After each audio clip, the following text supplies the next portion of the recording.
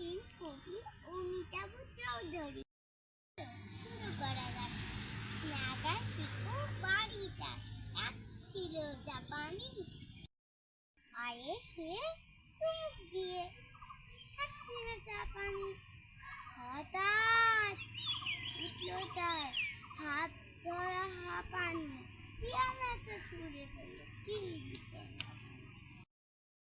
ভেউ ভেউ কেঁদে বলে নিকানোর না পানি, আরিগাতো গোজামার আমারই তো তা পানি।